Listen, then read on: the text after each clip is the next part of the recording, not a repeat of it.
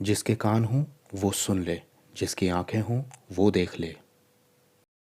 एक सवाल अक्सर उठता है कि जब शैमुएल ने परमेश्वर की आज्ञा से ही शाऊल को राजा बनाया था, तो बाद में परमेश्वर शाऊल से इतना नाराज क्यों हो जाता है कि उसे राजा बनने से तुच्छ ठहरा दिया जाता है। आखिर शाऊल राजा ने ऐसी कौन सी बड़ी भारी गलती कर दी थी, सिर्फ बलिदान ही तो चढ़ाया था।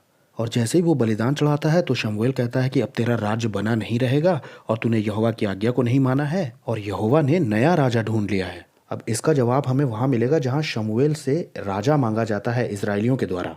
यहाँ परमेश्वर शमूएल को ये बताते हैं कि उन्होंने मुझे निकम्मा जाना है कि मैं उनका राजा ना रहूं। यानी कि जब आसपास के देशों में राजा हुआ करते थे तब परमेश्वर इजरायलियों का राजा था।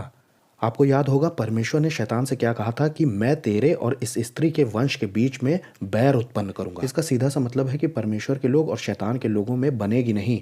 ये दोनों तरह के लोग परमेश्वर के अभिषेक और शैतान के अभिषेक में चल रहे होंगे, इसलिए इनकी नहीं बनेगी। और आप जानते हैं कि मसीह के आने के बारे में तो कहा ही गया है, यानी कि वो असली वाला अभिषेक। इस प्लान को ध्यान में रखते हुए परमेश्वर ने जब ये देखा कि आसपास के लोगों में जो राजा होता है वो वहाँ का प्रीस्ट भी होता है और वहीं वहाँ का राजा भी होता है, तब परमेश्वर ने राजा और याजक की अनॉइंटिंग को अलग अलग कर दिया था।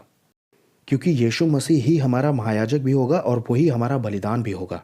ये खुद ही दाता और खुद ही दान वाली बात है। इसका खुलासा होता है जकरिया की पत्री में 6 चैप्टर और उसकी 12 और 13 आयत।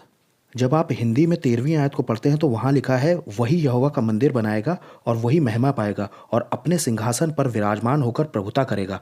उसके सिंहासन के पास एक याजक भी रहेगा और दोनों के बीच मेल की सम्मति होगी। दरअसल ये आयत सही से ट्रांसलेट नहीं की गई है। वैसे 12वीं आयत में ये भी लिखा है कि उस पुरुष को देख जिसका नाम शाख है। यीशु मसीह यहोवा की शाख यानी कि ब्रांच ऑफ द लॉर्ड कहा जाता है।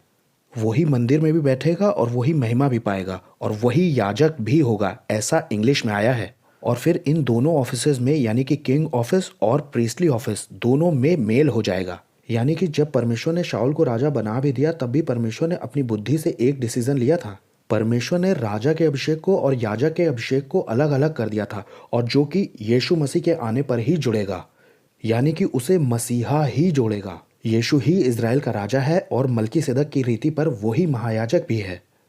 आपको उज्जिया राजा याद होगा, उसने भी लगभग ऐसी ही गलती की थी। उसने कहा मेरे पीछे 80 लोग नहीं चलेंगे, परमेश्वर के मंदिर में धूप अब से मैं जलाऊंगा। यहाँ तक कि और पुजारियों ने मना भी किया कि नहीं, ये आपका काम नहीं है। लेकिन वो तो राजा साहब थे, वो कहाँ मानने वाले थे। उन्होंने कहा चलो हटो पीछे, मैं करूँगा, ये सारा पूजा पाठ हम कर सकते हैं, हमको आता है। उसे वहाँ पर तुरंत कोढ़ हो गया और उसे वहाँ से हटाया गया और फिर वो दोबारा कभी मंदिर में जा नहीं सकता था क्योंकि वो कोढ़ी हो गया था। दरअसल अनजाने में ही सही, लेकिन शाऊल राजा ने अपने आप को मसीहा ठहरा दिया था। वो मसीहा जो कि स्त्री के वंश से आने वाला था। और उसी वक्त परमेश्वर ने यह फैसला लिया कि अब ये राजा नहीं रहेगा और परमेश्वर ने दाऊद को राजा चुन लिया। दाऊद भले उसका दामाद बन गया था, लेकिन उसके बाद भी शाऊल राजा उसे मारना जानते क्यों चाहता था? क्योंकि उसके ऊपर एंटी क्राइस्ट का आत्मा उतर गया था, जो कि क्राइस्ट की अनॉइंटिंग यानी कि दाऊद की जो अनॉइंटिंग थी, राजा की अनॉइंटिंग, उसके पीछे वो पड़ गया था। तो आप जकरिया 6 के कई सारे वर्जन लेकर के उसके 12-13 आयत को पढ़िए और आपको पता चलेगा कि यहाँ यही बात कही गई है जो मैं बता रहा हूँ। परमेश्वर आपको बहुत आशीष दे। हम किसी और वीडियो में मिलते हैं।